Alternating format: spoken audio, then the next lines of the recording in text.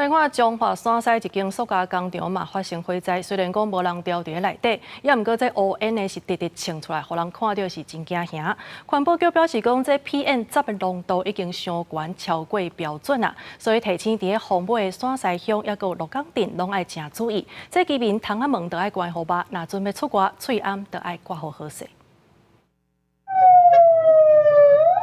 乌烟冲甲天顶，几落公里远拢看得到。春节了后头一个上班日，彰化线西乡一间塑胶工厂3号早起8点外发生大火，消防局派出12车48人前拢抢救，也头一届以救灾机器人离开火场抓水降温。储存大量的释胶碎片原料，那它的北面、东面跟西面3面也紧邻的3家工厂。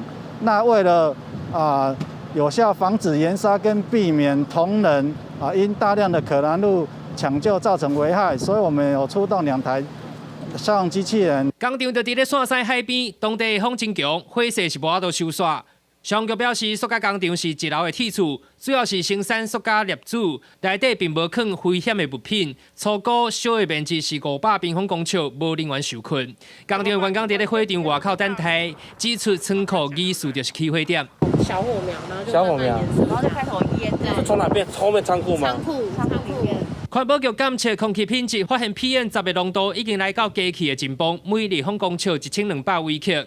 目前当地风向是北北东风，提醒红尾包括线西乡、鹿港镇的民众，应该避免出外，关好窗仔门、挂喙暗，而且会以空污法开罚10万至500万块的罚款。超过那个仪器的侦测极限了，就是依空气污染防治法的第32条。 会有一个就是明显产生那个粒状物的那个部分，是500万元以下。经济部彰滨产业分区是强调，目前红尾的工厂拢正常营运，但是有开放部分体质较敏感的员工先倒转去厝的休困。消防局目前是有员伫咧拍火当中，另外厂方的财务损失加起火原因也个有待厘清。公司新闻综合报道。